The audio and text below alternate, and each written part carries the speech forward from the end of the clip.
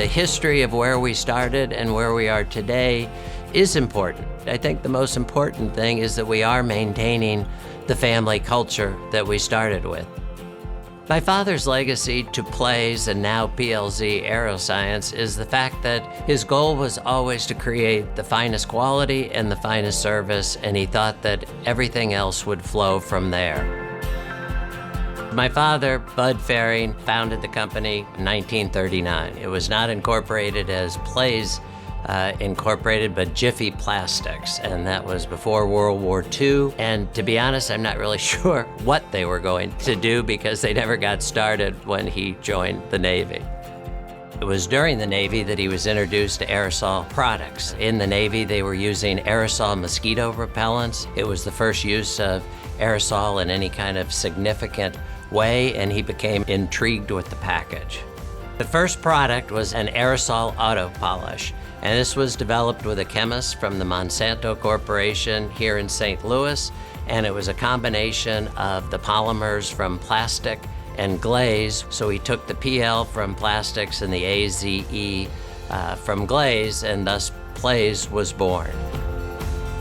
It was the first aerosol auto polish. It looks more like a hand grenade than a current aerosol product.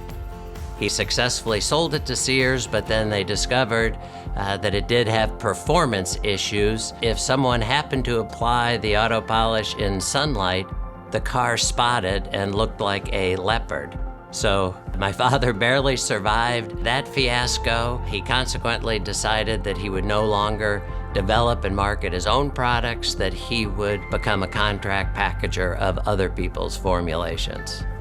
The industry was in its infancy. Aerosol was a very innovative product and growing rapidly. PLZ did a lot of products for the shoe care industry and grew quite nicely along with the aerosol industry, from a few 100,000 cans in the early 1960s to about 3 million cans in the mid-1970s.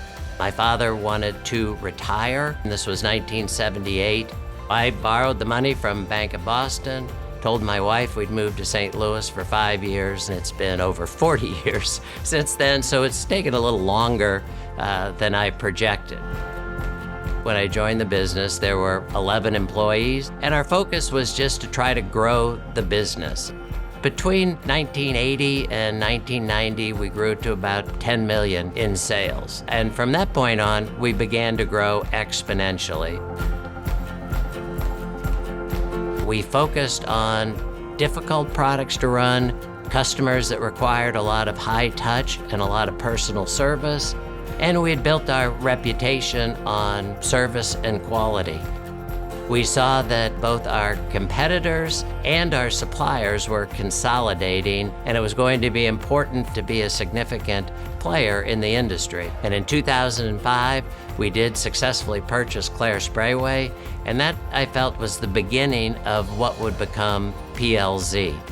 It was creating a strategy where we would look to buy branded products with companies that also manufactured their own products. So we could take their expertise of marketing and selling combined with our expertise of manufacturing and create a more efficient, profitable company.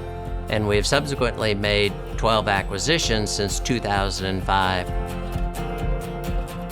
As we grew, we focused on service and quality, but first and foremost was our dedication to our employees and the family culture that was created by my father. We have become the largest contract packager in North America, and we will continue to look for brands to acquire to build our business. One PLZ, to me, is based on the original family culture of PLZ Incorporated. Starting the way we did, and some of the memories as a child, climbing and playing on boxes, watching my parents grow the business, has become a part of me. I have my oldest son involved in the business, so we want to maintain that family culture, and I do think it's important for the business and the history of the business to have that connectivity.